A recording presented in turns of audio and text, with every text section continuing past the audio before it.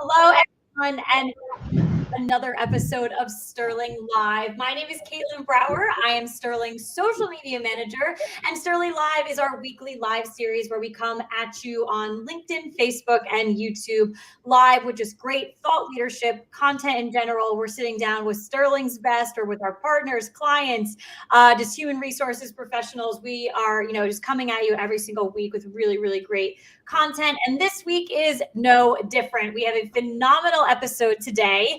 As you can see, the title is at the bottom, but we'll get into that in a little bit. But I want to introduce you all to our guest this week. It is Matt Froman, Client Success Leader for our Technology, Media, Entertainment, and Hospitality vertical. And as you can see on the bottom right here, the title right there, we are talking about today, our topic is More Than a Vendor, Becoming an Effective Screening Partner. Matt, thank you so much for joining me on Sterling Live today. Can you go ahead and introduce yourself to our audience? Of course, thank you. Today's a big day. So not only for this live session, but this whole 2/22/22 thing. I've spent most of my morning trying to find a tutu for my daughter and matching outfit for her twin best friend and jersey with 22 for my son. So it's been an eventful morning already. And but anyways, so now on to this big day with what we want to try to accomplish here. So I've been doing this for 6 years, leading teams across really the globe. I'm personally located in Fort Collins, Colorado. So thankfully it decided to snow some more last night, and I think it's about 3 degrees. But looking forward to share more about the treatment strategy that we offer here in our tech, media, entertainment, and hospitality vertical.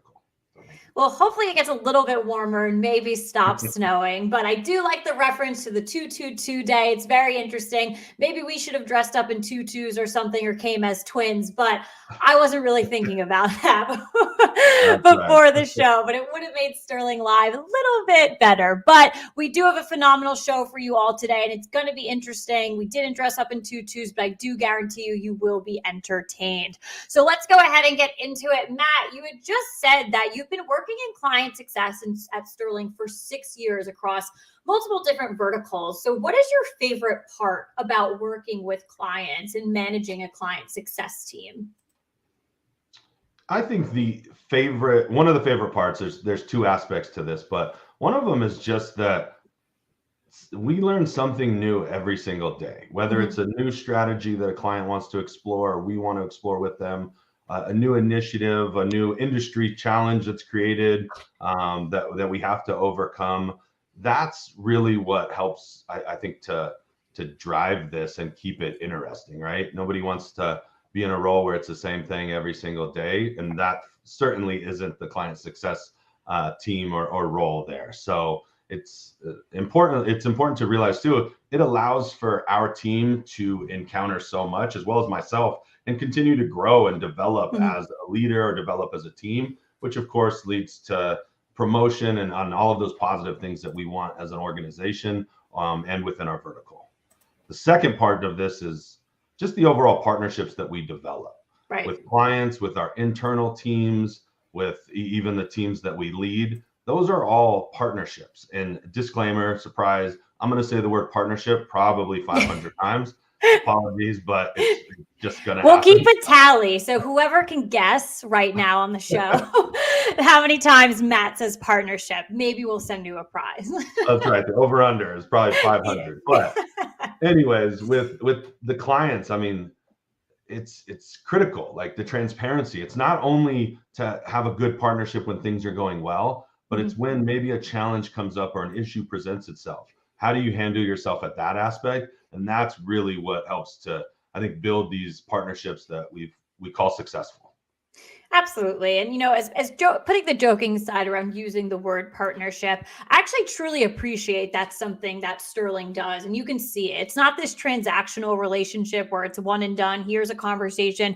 We're done. Great. You're a client now. You're, even like an integration partner. You're an integration now, or you're on our team. You're an employee now. It's not like that. We bring it really to the next level and continue to nurture and grow all of our relationships. And that's why I love the word partner. And I love that you use it. And I want you to definitely personally as we go on? Like, explain it a lot more. So these next two questions will definitely dive into that. So how does the client success team at Sterling uniquely support our clients?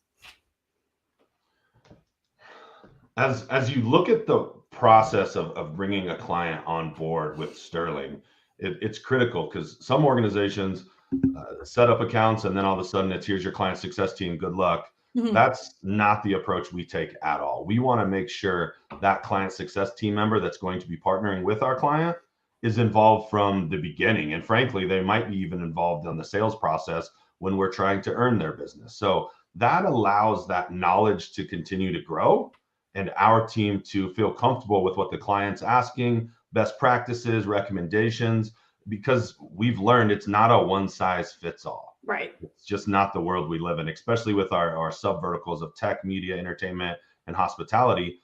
You know, those are far different companies. So we need a different treatment strategy for the technology clients that we bring on board. And so getting the client success partners involved early and sharing that industry best practices and such, it's critical to the success. I think an aspect that maybe should be just very obvious, but it's the ability to ask and the willingness to do it, to ask for feedback. Right. And not just ask for it, but do something with it. We've looked at research and it shows 80% of consumers feel more favorable if a company actually asks for feedback and shares an action plan with that. Mhm. However, when we continue to research it, only about half of the B2B organizations actually documented issues, shared a plan, and had an innovative way to resolve those issues. So Sterling, of course, is on the side that takes this very seriously, and we work to action and build out a plan, roll out what we can with our client, and share here's how we're going to really share this client treatment strategy, Right. essentially. Yeah, well, I mean, I look at Sterling just from that alone, like as our own case study from gathering feedback. We are a vertical and regionalized model. That's how we go to market. That's how we support all of our partnerships. But then also the customization aspect, like you had just said. We learned one size is not fits all through all of these companies from over time, from gathering the feedback. So essentially, like I had said, we're our own case study from gathering this. So I love those stats that you'd shared there. And again, I really love the detail diving more so into our client success model and really how it helps us be better partners, but make our clients, ultimately successful at the end of the day. So circling back like on that verticalization structure. So how does this verticalized structure of Sterling, just make client support better and greater for us?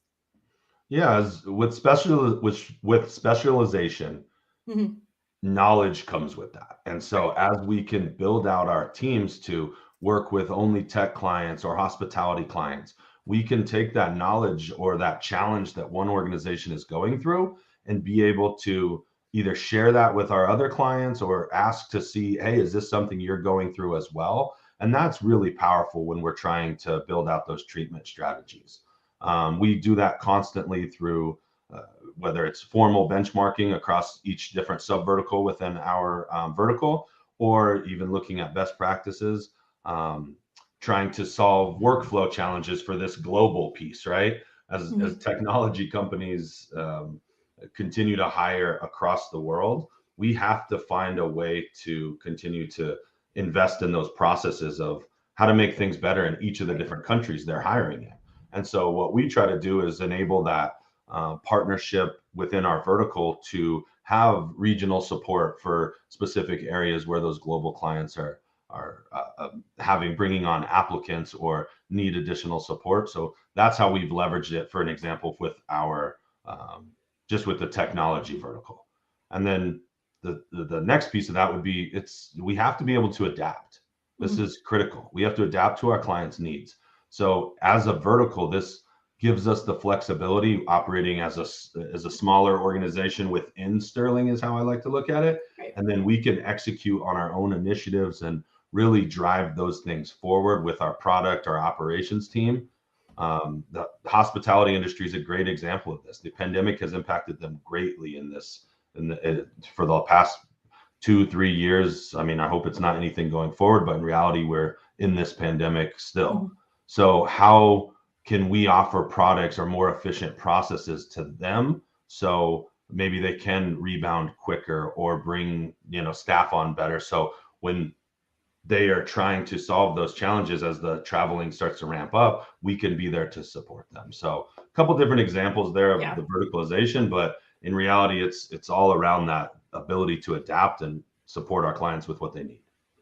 Absolutely. And, your team, supporting different, industries within one, what I love about my role is that I do get to work with all of our verticals, all of our regions, really understanding the business, the back end of the business, the industries that we focus on. And what I really appreciate is the example that you just shared for your vertical. I love like the mini forums that your team does. We are sitting down with these clients, maybe a couple of them, gathering information of the, new trends that are going on. Are they impacting them? What is impacting them if it's not these new trends that you're seeing? So gathering that real-time feedback, but then putting it to use. Your team very much so puts it to use. So it's something that I've got to experience real time with all of you. And I think it's just a great initiative that your team is doing. And of course, all of the other ones that you listed as well, how beneficial and impactful this verticalization structure really is for your team and for all of Sterling. Yeah, absolutely agree.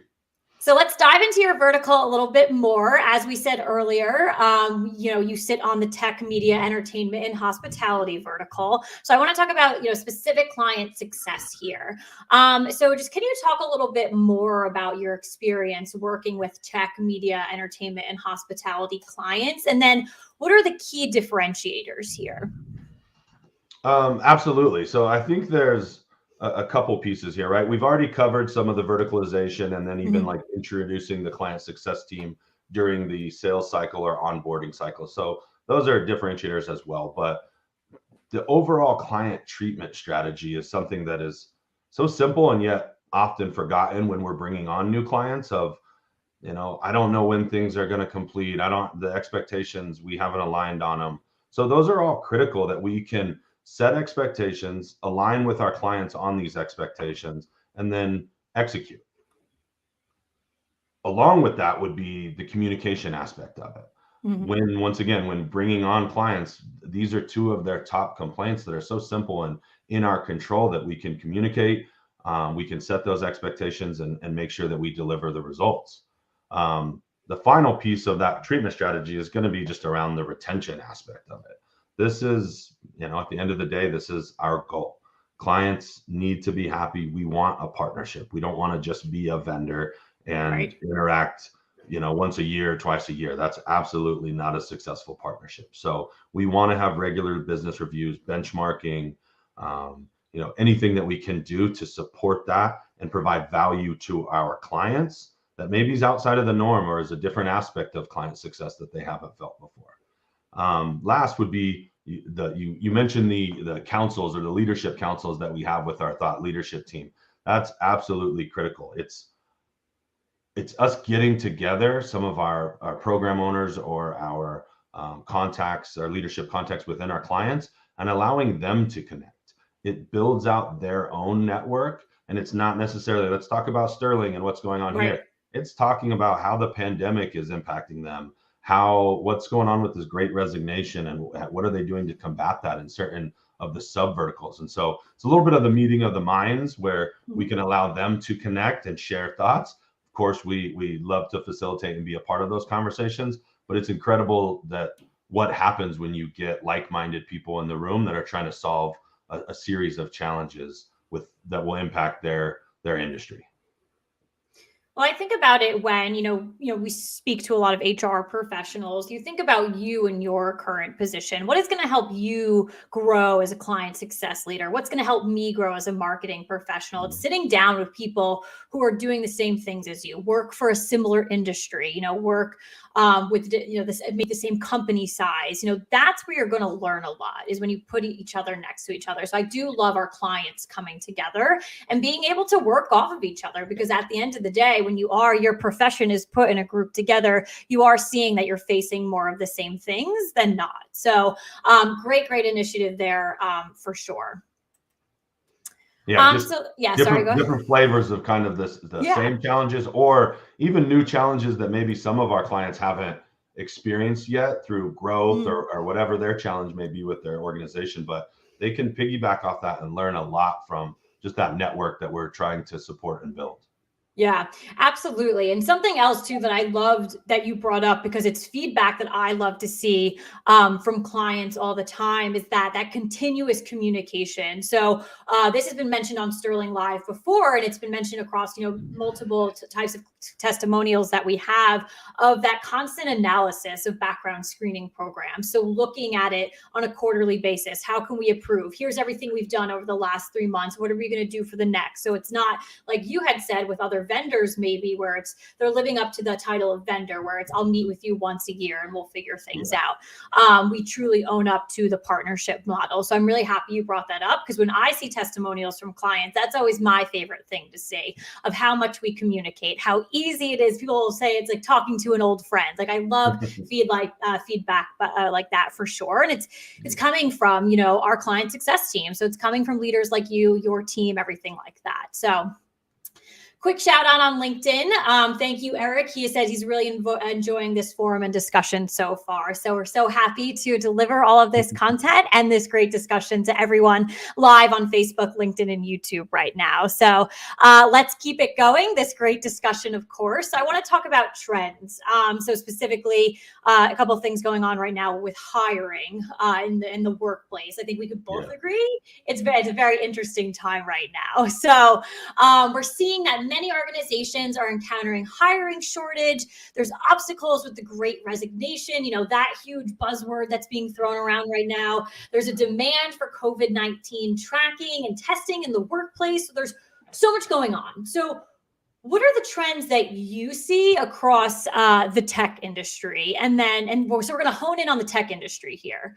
So I'm just curious, like the trends that you're seeing, and then also what is Sterling doing to help clients, like with these trends, everything going on during this time?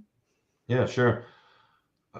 If I had to summarize it with one statement, and then I'll elaborate, but it's organizations, specifically technology, but also other organizations within our vertical, are realizing the importance of leveraging technology to support the hiring process and flow seamlessly within their onboarding process.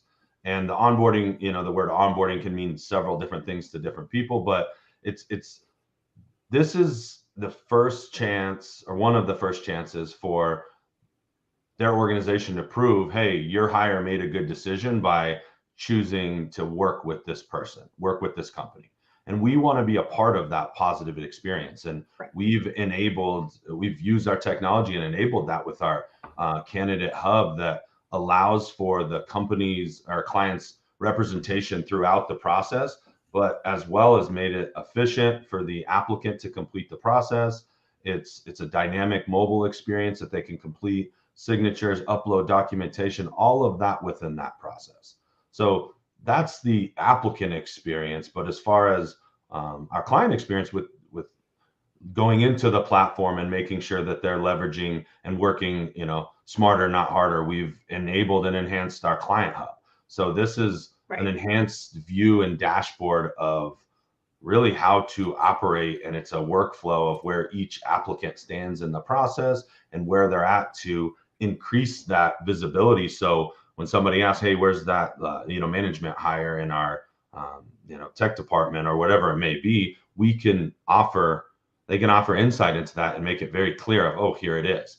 And then the last piece of that is, as these are going through, how we're fulfilling these orders. And that's just leveraged through our Court Direct technology that we leverage. And we're electronically enabled with a majority of the county jurisdictions out there that allow us to continue to operate in the midst of a pandemic that's hopefully coming to an end soon, but still being able to work through some of those courthouse challenges.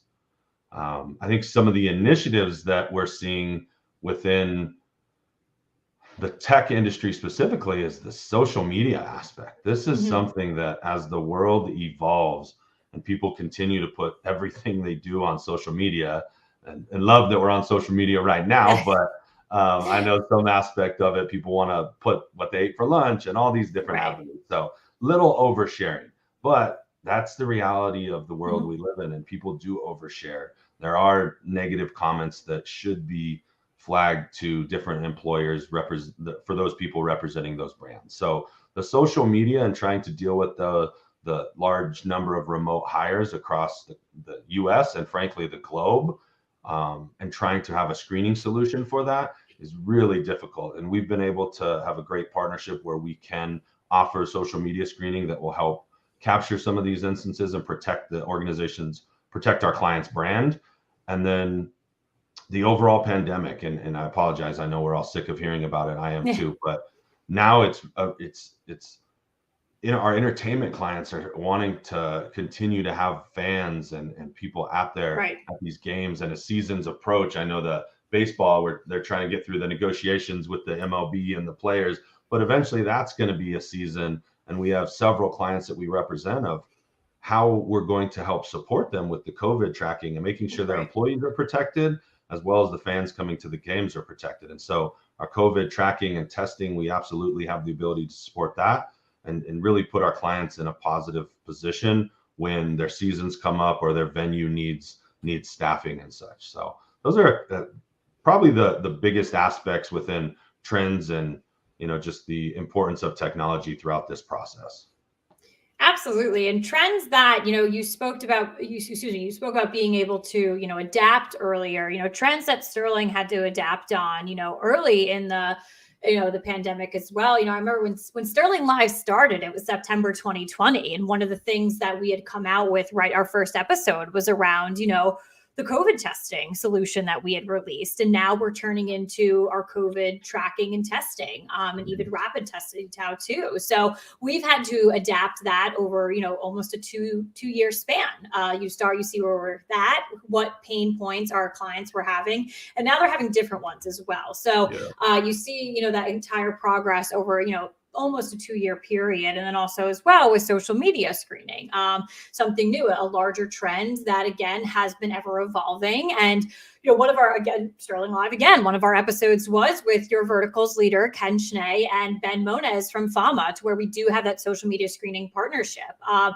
just a really phenomenal episode of peeling back the layers and totally, getting that word out, why our clients need this, what our clients are working with it currently, and just the importance behind it. So very, very interesting to look back at these trends that, have been going on for a little bit, but they continue to evolve. And us as an organization, we clearly have to continue to evolve around these trends as well to make sure that our clients are successful in everything that they're trying to do. So, yep.